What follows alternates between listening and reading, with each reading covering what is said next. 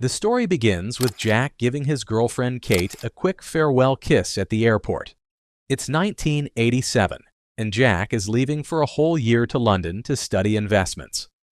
Kate, who has been his partner since high school, finds it very hard to say goodbye to him, but she knows that Jack will return a changed man, with the job he desires, and they can build a family, or at least that's the plan in her mind. We jump forward in time by 13 years, enough for us to realize the path Jack's life has taken.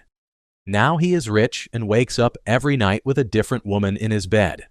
One of the few with whom he repeats his exploits, along with Paula, who gets up and dresses because it's Christmas Eve and she must return to her family.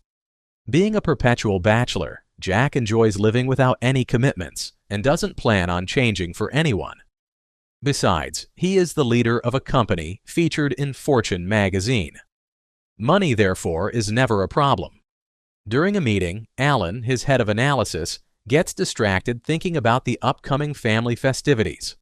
It's late and everyone should be home by now, but he isn't interested in that as they are about to overtake their rival company. Jack needs everyone focused. After slightly threatening Alan with permanent vacation, the meeting continues until almost 11 p.m., barely giving his employees enough time to get home. Adele, his assistant who can only leave after Jack does, hands him his messages. It turns out that Kate has left him a message and wants to meet. Jack can't help but reminisce about the past and tells his assistant about the woman who was once almost his wife. Adele then asks if he would have been happy that way, and for the first time, Jack falls silent, pondering his thoughts. At that moment, Adele picks up the phone to call Kate, but Jack stops him seconds later. Sherman, his business partner, enters to share a drink with him. Jack seizes the opportunity to ask the man who taught him everything what he would do if an ex-girlfriend tried to contact him. Sherman gives the same emotionless answer he is accustomed to. Feelings are like taxes. We are experts at evading them. That night, Jack returns home but decides to take a walk to clear his mind. Then he enters a shop just as a man tries to cash in a lottery ticket with a $230 prize. The shop owner doesn't believe the ticket is real, which sparks an argument, and amid the panic of the customers, a gun appears. Jack approaches the man and offers to buy his ticket for $200 so he can have cash and no one has to get hurt. Cash, our furious man, accepts the deal, and the situation quickly de-escalates. Then he leaves, but not before giving Jack a mocking look. Jack goes back to his luxurious apartment and goes to sleep. The next morning, he wakes up to the sound of a crying child. When he awakens, there's a woman embracing him, and 2 seconds later, 2 children rush into the room. Quickly, Jack realizes that he is no longer in New York, nor in his luxurious apartment. He's in the suburbs in a house with the most hideous wallpaper he has ever seen, and now it appears he has a family. Frightened, he gets up and runs, but at the door he encounters his in-laws who have brought gifts for the family.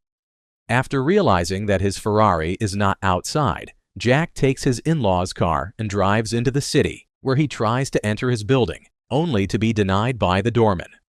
Even his neighbor seems not to know him, and they threaten to call the police. Frustrated, Jack decides to go to his company, but there too he is not allowed in, and when he checks the payroll, he discovers that Alan is listed as the CEO. Alarmed and confused, he leaves the building and is nearly hit by a Ferrari on the street. In a split second, he recognizes that it is his car, and at the wheel is Cash, who greets him and tells him to get into the car. Cash tells him that this is his opportunity to discover whether the life he had is the one that truly makes him happy, and that he won't regain his former life until he resolves the conflicts that have been haunting him. Then he hands Jack a bell and leaves, as if that explanation were not enough. Jack doesn't know how to return home. He has never set foot in the suburbs, much less imagined living there. After a while, his neighbors help him locate his house, and Kate scolds him for leaving halfway and not watching the children open their presents that afternoon. Kate tells him to get ready for the neighbor's party, and when he opens his closet, he finds it filled with old, worn-out clothes. nothing compared to his other closet full of suits worth thousands of dollars. Once at the party, he meets friends who seem nice, but he can't help thinking that they are losers. Meanwhile, Evelyn, the wife of his neighbor, flirts with him constantly, as if she wishes he would rip off his clothes in front of everyone. After an average but successful Christmas party, everyone returns home, and the next morning, the same sound of children crying wakes him up. Kate is taking a shower, and he doesn't know what to do. He has never changed a diaper in his life, especially not one that weighs as much as the baby Ani. His daughter helps him overcome this challenge, but tells him that she knows he is not her real father, and wonders if the aliens will bring her real dad back soon. Jack tells her that he hopes so and that he's working on it. Ani guides her father through the rest of the morning, telling him where she works, where she must be dropped off, and the time she will be picked up. Upon arriving at work, Jack realizes that he is working for his father-in-law, selling tires, and his office is filled with photos of his family. It is here that he understands the moment that changed everything, when he didn't board that plane to London. After a tiring day, he returns home and has a beer in front of the TV, where he sees that Alan has successfully merged with their rival company. This infuriates him, and he yells at the screen that that was his life and it is ruining him. Kate enters the room. The children have fallen asleep, and she is ready for them to have sex. Jack also desires her, but when she tells him, "Your mom," he feels something strange, as if she knows that he is not the one she is addressing.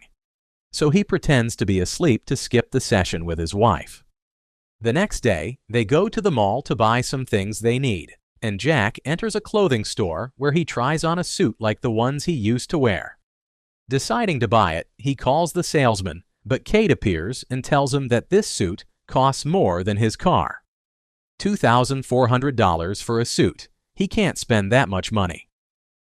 After a heated argument in the store, Jack finally gives in and takes off the suit on his way home. He apologizes to Kate for yelling at her, and she begins to recall how her life had been since they got married. Jack listens in silence, needing to know everything he can in order to return to his old life. It turns out that Jack saved his father-in-law's life when the man got stuck with food. To thank him, the father-in-law offered him the management of one of his stores and even lent them money for their house. Now Jack works day in and day out to pay him back. They never even had a honeymoon since Kate got pregnant on the night of bowling with her friends. Jack may be stoic, but he ends up having a lot of fun one night with beer and strangers. It seems to be what he needed. That night, he returns home and has a romantic moment with Kate, but when she looks at him expecting him to say the magic words, Jack falls silent and the spark quickly dies. In the end, he sleeps on the sofa. The next morning, he's already mastered the art of taking care of the children. However, when he returns to the room, Kate is waiting with an anniversary gift, a brand new suit that isn't as expensive as the one he saw but is very pretty. Nonetheless, when she expects his gift in return, she realizes that Jack has completely forgotten about it.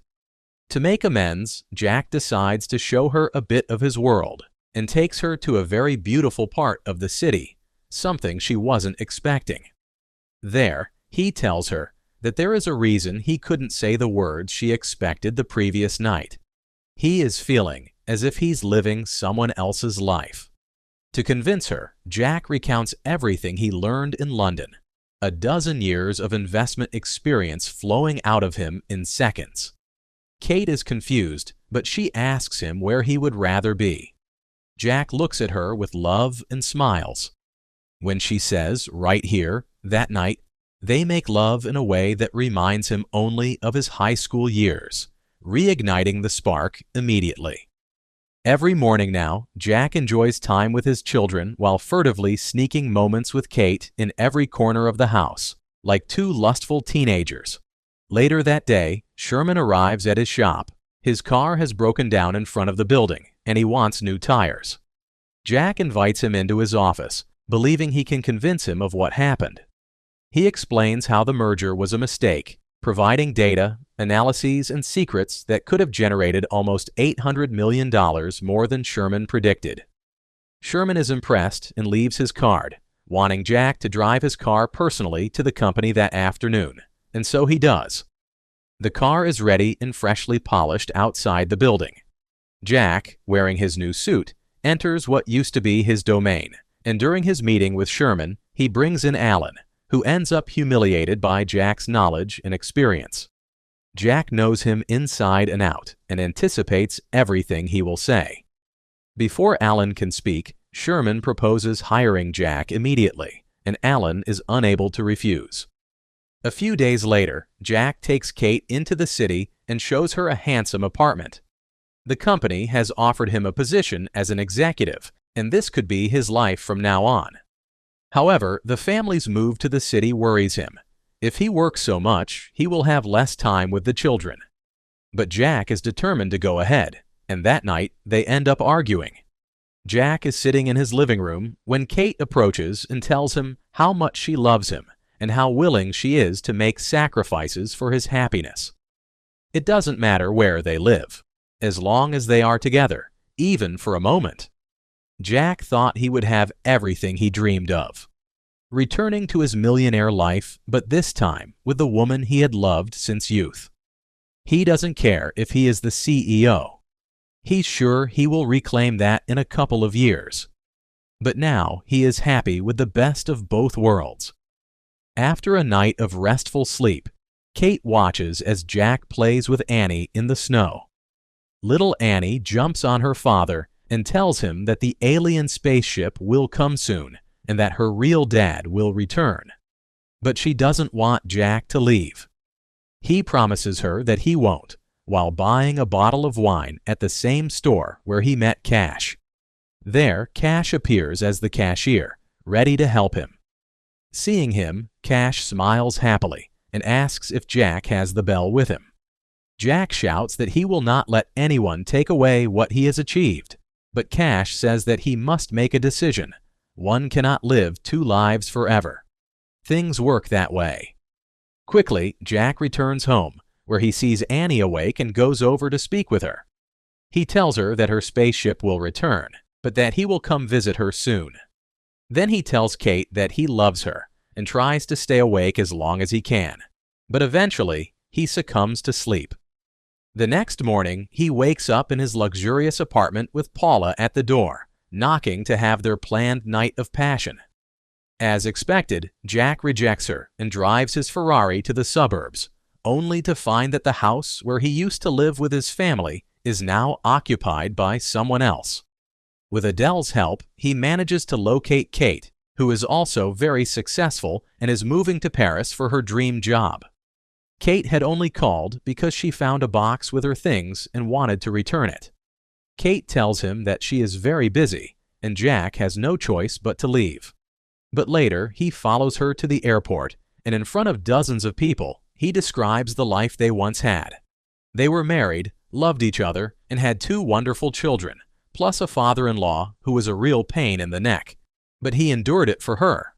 He isn't sure if what he experienced was real, but he has never been happier in his life, and he wants that with her and only her. Kate isn't sure if Jack is crazy or on drugs, but every word he says makes her realize that in front of her is the same man she passionately loved years ago. In the end, she decides to stay, have a drink with him, and let him tell the rest of the story. The movie ends with both of them having coffee at the airport and laughing together, knowing that soon everything could be as it once was.